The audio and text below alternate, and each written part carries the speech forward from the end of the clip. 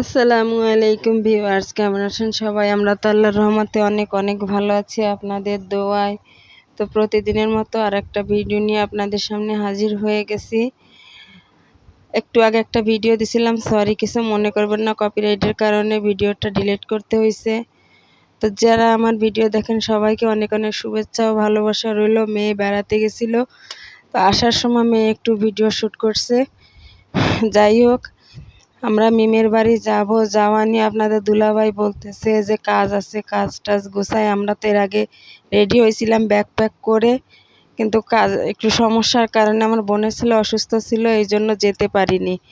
এখন আবার নতুন করে যাওয়ার জন্য করতেছি। তো আপনাদের দুলাভাই বলতেছে যে যাব শালির বাড়ি, একটু কাজ আছে, কাজটা গোছায় তারপরে, যেহেতু দুইজনেই এবার যাব। মিম, আপনারা তো জানেন যে মিম ঘর বানাবে, বাড়ি করবে আর কি, এই জন্য আর কি আমরা দুজনেই যাব বলছে দুলাভাইকে। দুলাভাইকে বলছে দুলাভাই আপনিও আসবেন। তো আমরা দুজনেই যাব। তো এই জন্য আমাদের দেরি হচ্ছে আর কি, বাড়িতে একটু কাজ আছে।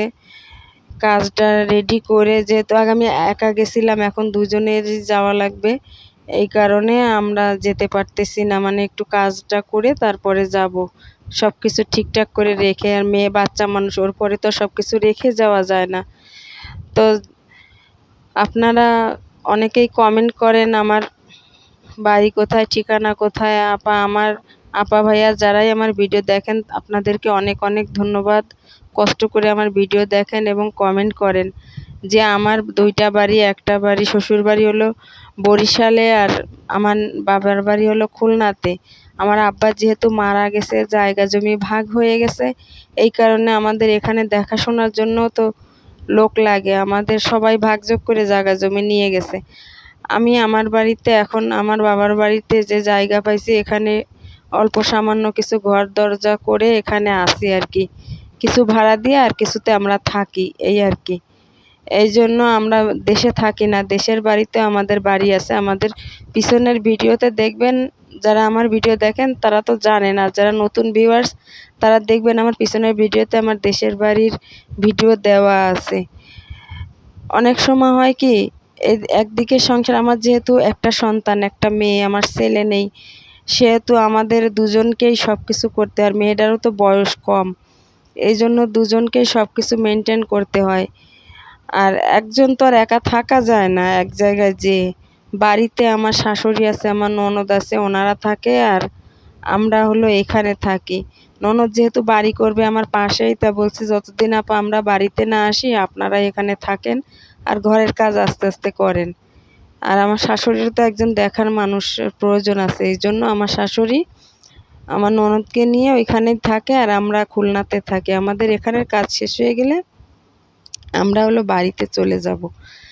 এখানে আপনাদের ভাইয়া রান্না করতেছে, আর আমি হলাম একটু ভিডিও করতেছি। যেহেতু আমি রান্না করতে পারি না, সে রান্না করতে পারে সুন্দর, তার রান্না অনেক টেস্ট, এই জন্য উনি রান্না করে, বেশিরভাগই আপনাদের ভাইয়া রান্না করে।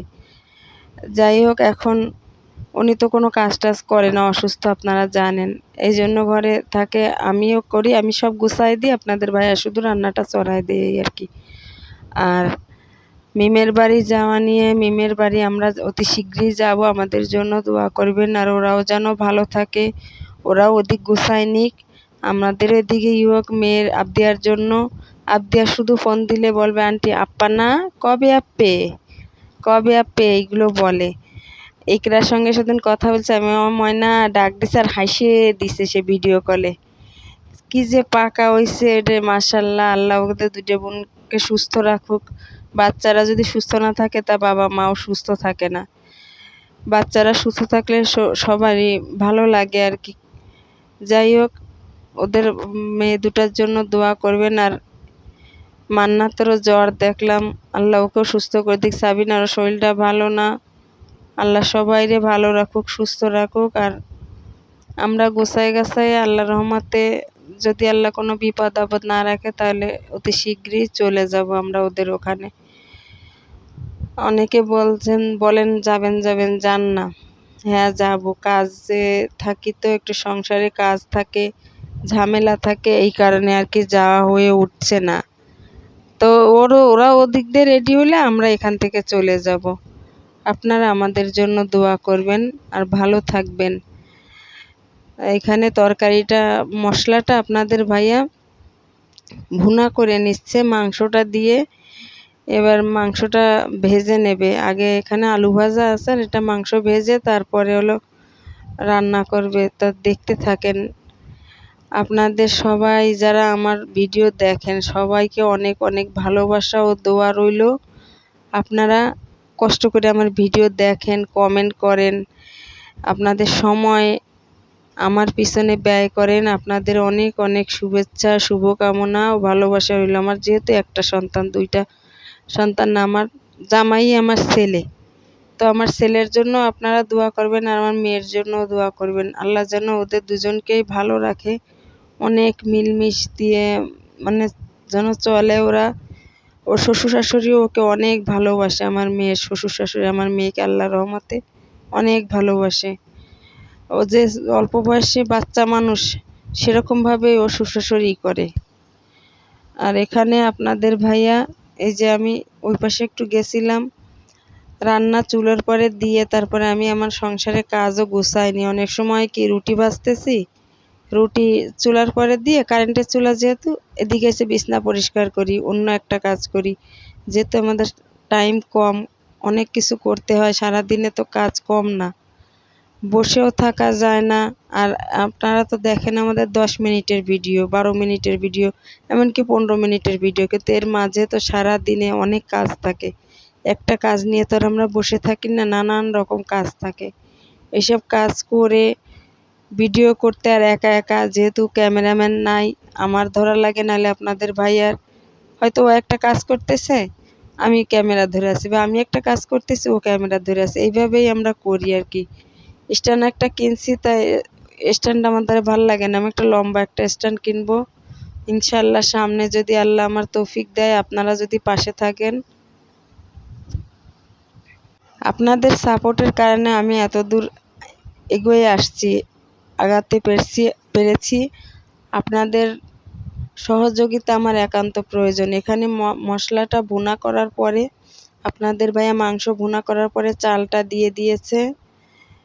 যেহেতু রান্না করবে আপনাদের ভাইয়ার মন মতো করে রাইস কুকারে দিয়ে দেবে, কড়াইতে ধরতেছে না, মানে কড়াই হয়ে গেছে বড় ছোট, আর চাল ডাল হয়ে গেছে অনেক বেশি চাল, তারপর মাংস। এই কারণে ওইটা উঠায়ে কষায়ে তারপরে রাইস কুকারে দিয়ে দেবে। আপনারা সব সময় আমার পাশে থাকবেন। আপনারা পাশে থাকলে সুন্দর সুন্দর কমেন্ট করলে আমারও ভালো লাগে। তো ফাইনাল লুকটা হলো এই যে, দোয়া করবেন আপনারা সবাই আমার জন্য। ফাইনাল লুক দেখেন, খুব সুন্দর হয়েছে খাবার, আলহামদুলিল্লাহ খুব সুন্দর হয়েছে। খাওয়া দাওয়া শেষ, এইটুকু আছে আর কি, সবার খাওয়া শেষ। একটু ভালো থাকবেন, সবার জন্য অনেক অনেক দোয়া, শুভকামনা। সকালবেলার নাস্তা রেডি করতেছি। সকালের নাস্তা রুটি ভেজে নিয়েছি, আর এটা হলো রুটি আর চা। সকালের নাস্তা আমরা রেডি করছি, রুটি চুলায় দিয়ে তারপরে আমার অন্য কাজ করা লাগে।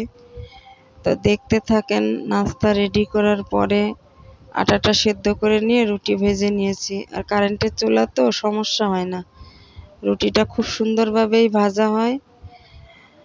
আপনারা এরকম খান কিনা সকালবেলা রুটি আর চা খেয়ে দেখবেন, অনেক টেস্ট লাগে, আমাদের কাছে ভালো লাগে। অনেক দিন ডিম থাকলে ডিমও ভাজা করি,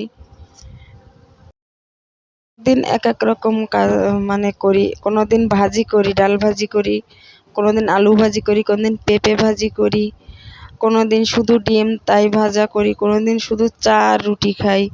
মানে যখন যেমন হয় তখন তেমন খাই। আপনারা একটু ইগনোর করবেন, আমার একটু ভয় ভয় লাগে ভয়েস দিতে, বুঝছেন, কেমন একটা বাধা বাধা লাগে। এখানে রুটি চুলার পরে দিয়ে তারপরে আমি এসেছি বিছনা গোছানোর জন্য। আমরা সকাল 7টার সময় 6টার সময় উঠছি।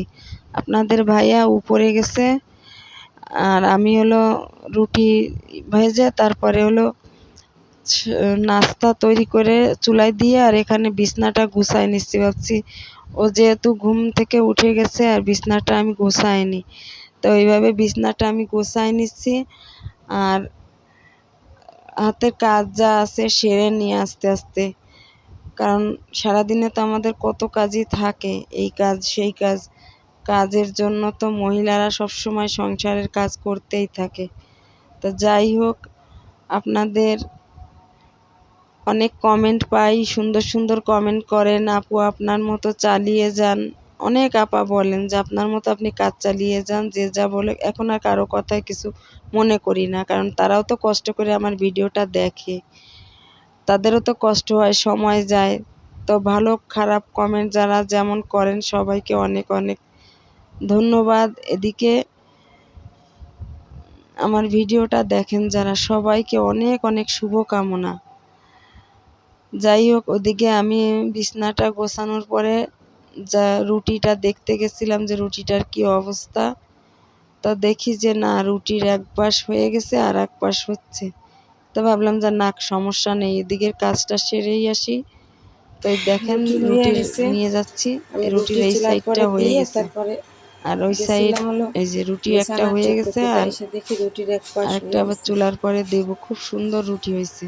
আর যেহেতু সময় নেই, আমাদের আমাদের কাজ বেশিরভাগই করতে সকালে হয়, রুটি সময় পরোটা এগুলো সবসময় খাওয়া থাকে না। পড়ে। এই জন্য হলো ভাত আমরা খাই খুব কম, যদি মানে খিচুড়ি একটা কাজ রান্ধি অনেক করে দিন যে এই আরেকটা সেই কাজ তখন একটু খাই। করতে দিয়ে তাছাড়া আরেকটা আমাদের কাজ রুটি করি খাওয়া আর কি, পড়ে। এই আগে তো ওরের রাতেও ভিতরে। আমরা রুটি খেতাম দুইজনেই, রুটিটা খুব সুন্দর নরম হয়েছে। রাতেও রুটি খাইতাম আর এই যে সকালেও বাসি রুটি দেখেন, খাইতাম, খুব শুধু সুন্দর দুপুরে ভাত নরম। খেতাম। এ দেখেন কত সুন্দর রুটি হয়েছে ভাজা। ছোট ছোট রুটি। আমরা যেহেতু তো মেয়ে দেখতে আসছে, থাকেন। আম্মা আছে, আমি আসসালামু আছি, আলাইকুম আপনাদের ভাইয়া ভিউয়ার্স, 4 জন। কেমন আছেন সবাই? আমরা তো আল্লাহর রহমতে অনেক অনেক ভালো আছি। তো আজকে দুপুরের মেনু হলো ডাঁটা শাক, আলু আর চিংড়ি মাছ আর চাপিলা মাছ ধুন্দল দিয়ে ভুনা করছি। খাবারটা খুব টেস্ট হয়েছে। যে যেখান থেকে ভিডিওটি দেখতেছেন অনেক অনেক শুভেচ্ছা ও ভালোবাসা রইল সবার জন্য। আপনারা সবাই ভালো থাকবেন, সুখে থাকবেন, সুন্দর থাকবেন।